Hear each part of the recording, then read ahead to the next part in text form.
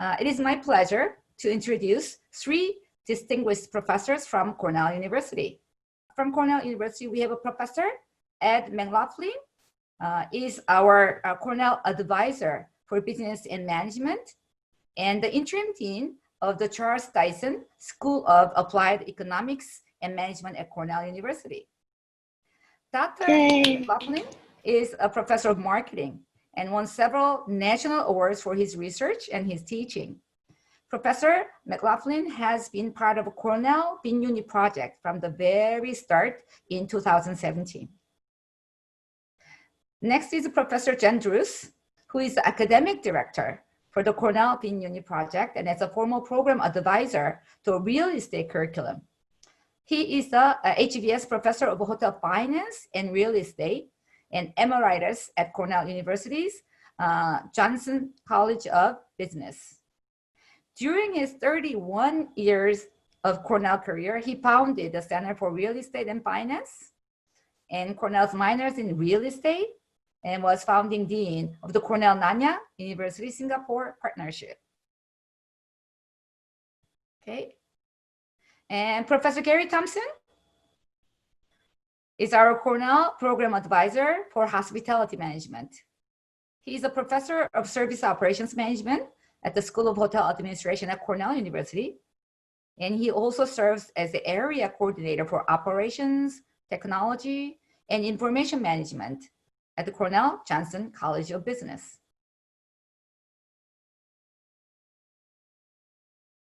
The first question is, what are the emerging trends in business and therefore in business education? Which aspects have become more versus less important? So this is the question. So if Ed, Jan, and Gary, if you could please answer, that would be great. Hi, my name is Ed McLaughlin. I was introduced a minute ago. I'm a professor of marketing at Cornell. That's an excellent question, and out of the interest of time, I'm going to provide a very short answer so my colleagues get a chance to also give their impressions. One of the things that's happening in business around the world and in business education around the world is an increasing focus on business analytics. You might have a major or a primary concentration in marketing or finance or accounting or other areas, but all students today understand they need to be familiar and be able to have some expertise in spreadsheet modeling and the analytical aspects of business. Another key area in business and business education is leadership. Universities around the world are trying to understand how to teach leadership, and we're all very interested, that is to say all universities are very interested in programs to build leaders of the future out of today's students. Another key aspect in trend in business education is making the business case for diversity and inclusion, and making sure that students and employees of all facets of life feel equally appreciated and welcomed in the business environment. I will also say that one of the last questions on the quiz for VinUni curriculum are also very important trends in business education around the world. And by that, what I mean is team-based education and project-based education and problem-based education. So experiential approaches to education are becoming increasingly important around the world, and we're very glad to see these emerging at VinUni. And I'll let my colleagues fill in the rest. What I would add to Ed's comments is I would encourage students to take a second language, and the second language that I encourage students to do is computer programming. The thing that you need to communicate with these days is a machine, and being able to talk to the machine in a really deep way is, I think, a defining characteristic of what I believe is a modern business student. It's not simply the domain of the engineers anymore. I'll agree with everything else that Ed said. said, the question also asked, what has become less important? And what's become less important, I think, is a need to be a very narrow specialist. And what's become more important is a need to become a generalist, to have an ability to walk into various aspects of business and be a competent individual performing in a wide variety of things, and specialists will come in your career and less so from your business education. With that, I'll turn it over to Gary. I agree with everything that Ed and Jan have said. To pick up on the last thing Jan said, I would wrap that in the words of adaptability, that being flexible, being able to adapt to change is crucially important. If the coronavirus has taught us nothing, it's that being adaptable is important. Related to that is the importance of operations. Operations is getting things done. I'm here as a representative for hospitality. Hospitality is all about operations. How do we do things? But that's pervasive in business. Focusing on what are the processes that we do, how do we make them work the best we can, and making sure that they're adaptable to the changing conditions of business environments.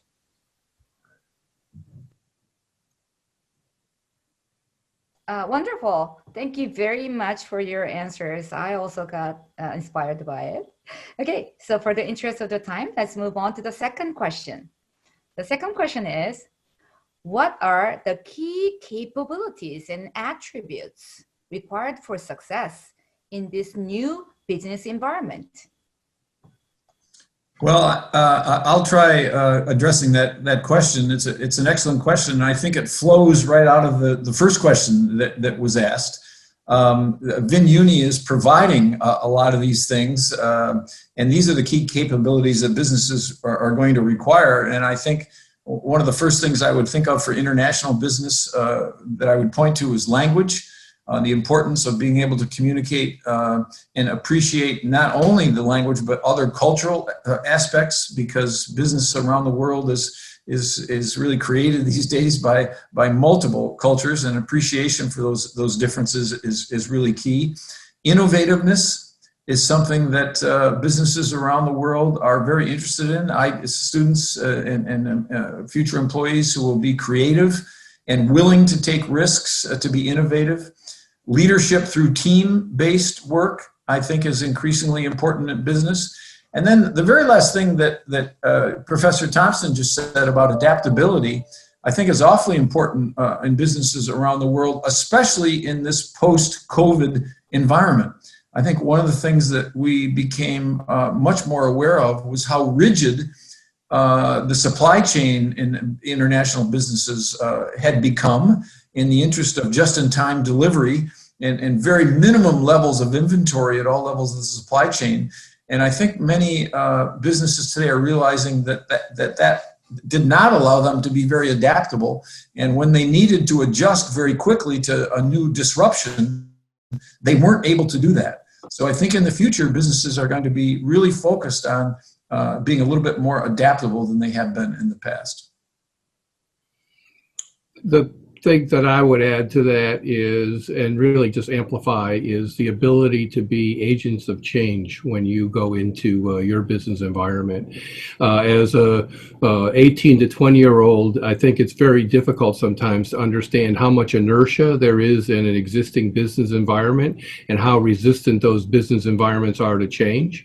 And it's your responsibility, as well as I think your opportunity, to be the person that shows the way of change, not because change is good, but because change is needed. Ed gave an excellent example of the supply chain, but there are one of the things that we've been talking with VinUni about is the need to, for VinPearl, for example, to switch their customer base from an international customer base to a domestic customer base, and how you would change that very, very quickly in order to be a sustainable business within Vietnam. So being a good change agent, I think, is one of the key attributes today.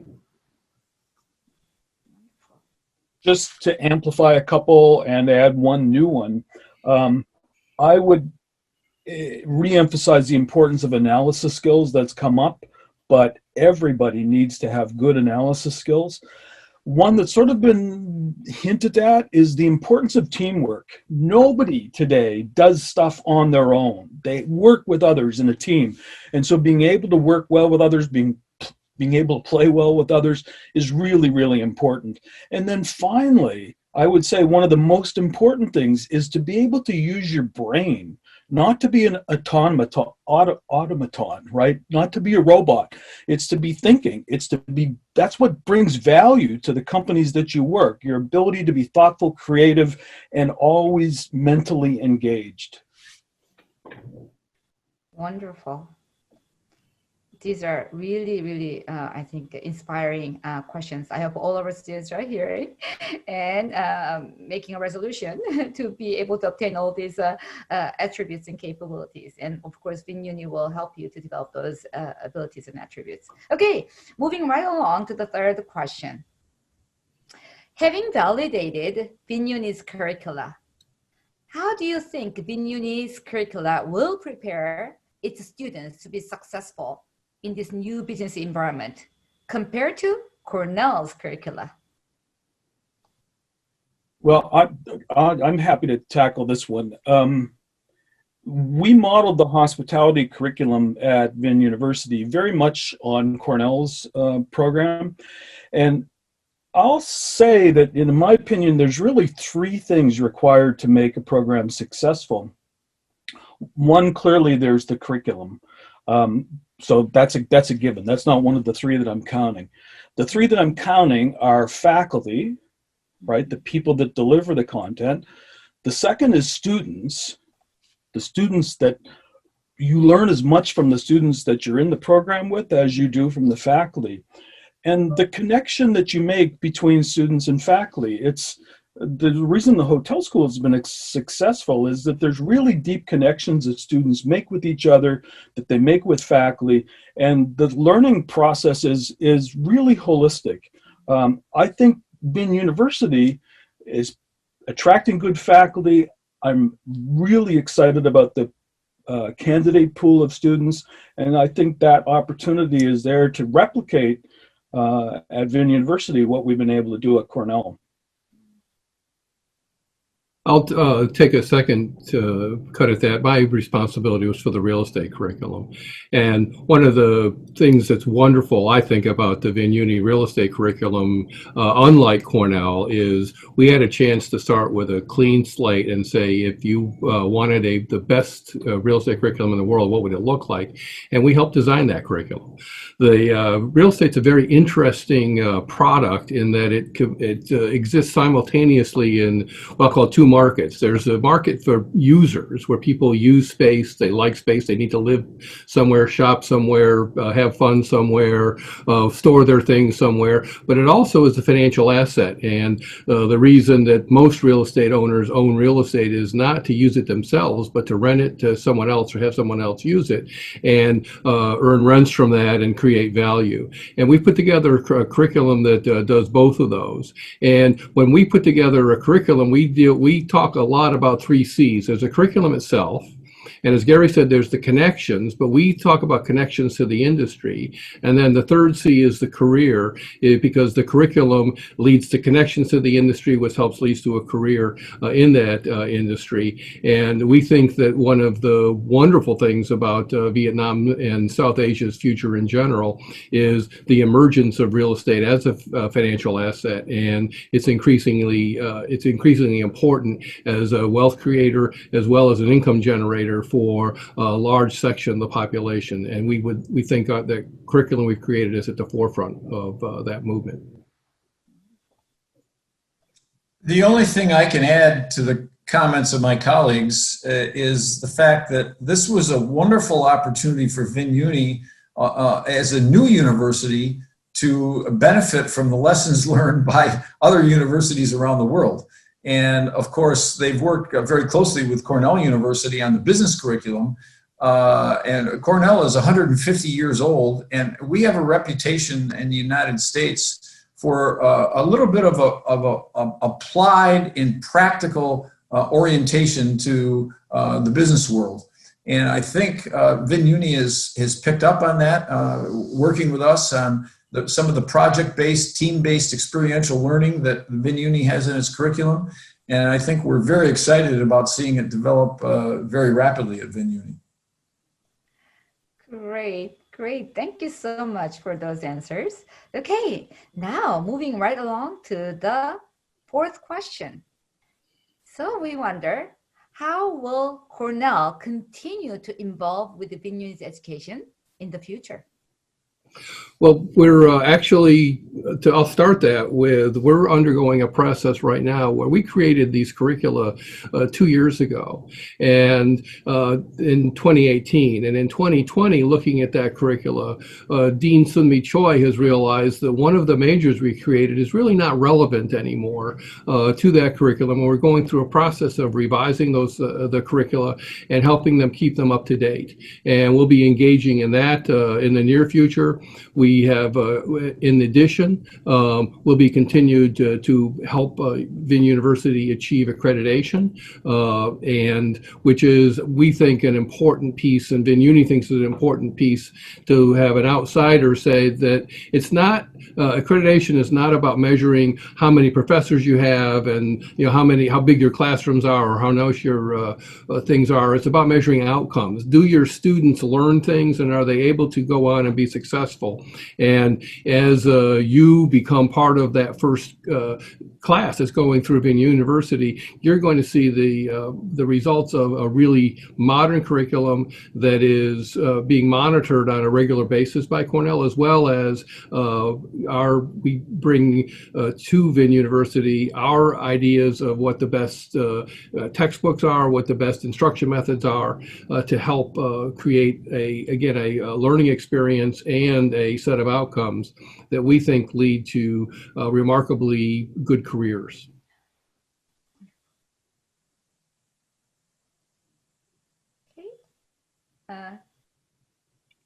I'll just add that as we move forward, we will also, you'll have the opportunities to do exchange programs. We don't have anything formal at this point, but we do have informal programs. There's a number of Cornell students in residence at VinUniversity right now that are unable to come to the States. We have some students in the States unable to come to VinUniversity, and we're making not only those connections with students, we're also making connections for research as well. While we've been unable to travel to Vietnam recently, we do anticipate in 2021 to resume our travel to VinUniversity and have we have 7 faculty that will be visiting and assisting both in the classroom as well as across the curricular, I'll call curricular support. Great, great. Thank you very much for your answer. Now, moving right along to the 5th question. What are the specific majors that a student can choose in each of the degree programs, PBA versus PHM? And what are the possible jobs with each major? And what are the possible career advancement opportunities with each job? So there are kind of 3 questions put together, but if you can please answer them, that would be great. Well, those are a lot of questions. Yes, the majors is easy to answer. There's, I think, beginning with 5 majors: marketing, retail, entrepreneurship, operations management, and big data analytics. And out of the interest in time, I think I'll talk as a marketing professor just about the first couple, marketing and retail. There are a portfolio, a spectrum of jobs in corporations, big and small, helping bring products to market, bring products and services to the market to satisfy the changing needs of consumers. And those jobs can be brand manager to innovation manager to all sorts of retail accountants. So all businesses in the marketing and retail area need people trained in all aspects of business and management. And I think the number of job opportunities are really unlimited. I'll pass it along to my colleagues for further comment. In real estate, things are pretty simple. You either help support the enterprise on creating and managing the space that you have, or you help the enterprise in what I'll call the capital markets, which is raising the money and dealing with investors. The entry-level career would be property manager or analyst. As property manager, you would generally start as an assistant and helping run the enterprise with dealing with your tenants, doing leases, doing space reviews. On the finance side, it's doing analytics for either property acquisition or property development. And then, but generally a career progression, we think ends in being the owner of something. We would like our students to always end up in their careers as owning something, but to own something, you need to both understand how the capital markets work and to raise the money to use other people's money to help you own things, as well as understanding the space markets and knowing what tenants want and being able to create the space that works for the users of your space. For hospitality, we have 3 majors. One is in hotel operations. A typical career path there would be to start at an entry-level management position in a property with the plan of rising to general manager within as short a period as possible. We have a major in revenue management. Revenue management is a big issue. It's how do you get the most economic value out of your property? And positions there can be within a property, at a corporate level, and then both of those have opportunities to do things that you wouldn't necessarily think are directly associated, but they can be ancillary services to hospitality. So, for example, the companies that provide food delivery services or the companies that provide services to hospitality are a large number of other career possibilities. Okay, great. So I hope students are excited about all these possible career opportunities you may have in each of the majors you chose. Okay, now it's already time for the last question to our Cornell professors. And the last one is, what do you think differentiates VinUniversity from other universities in Vietnam or around the world? Well, I think the answer to that question we've covered very well with the conversation we've had already, and that is specifically that VinUni has started with a blank piece of paper only a few years ago to create this new concept of university in Vietnam and Southeast Asia, and it's benefited from the lessons learned by universities around the world, in particular Cornell University in the business instance.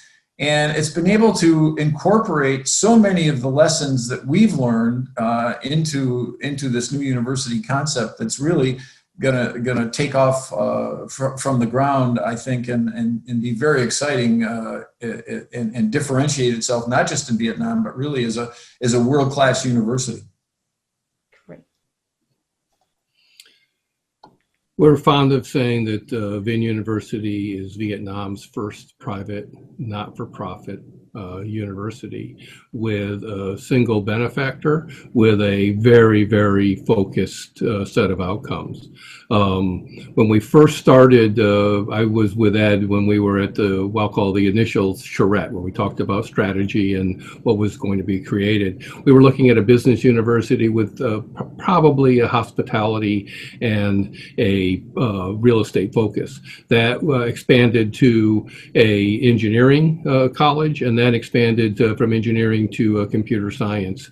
All of those are areas that the chairman of VinGroup feels is important for the growth of trained, well-educated individuals, not only for Vietnam, but for South Asia as a whole. And I think what differentiates the university are the focus on the curricula that lead to job ready. And second, the combination of English language instruction and a modern set of curricula that will prepare you for a set of careers, and a instructional instructional design within the classrooms that is incredibly transportable to what actually happens in a business setting. So no one lectures at you in a business setting. What they want you to do is work in a team and work on a problem. And to be able to do those things in a university setting and then translate those into a business setting is very easy if you've been used to doing those for 4 years. It's hard to follow up from my colleagues' nice identification of the things that Vin is doing well. I really would say there's 3 things. To echo what Jan had just said, it's that commitment to an active learning, an engaged learning process between faculty and students. It's the incredible level of aspirations for this university. The aim of at an exceedingly high level, and everything coming into place to make that happen.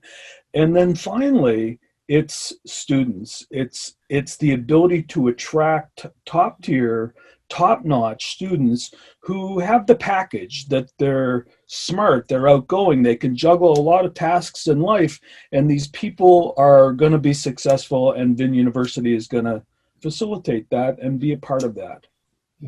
I just want to echo what Gary just said and say that one of the things I neglected to say is one thing that makes VinUni different is you, and you will make a difference, and your abilities as students to be part of it, I think, is just an awesome thing.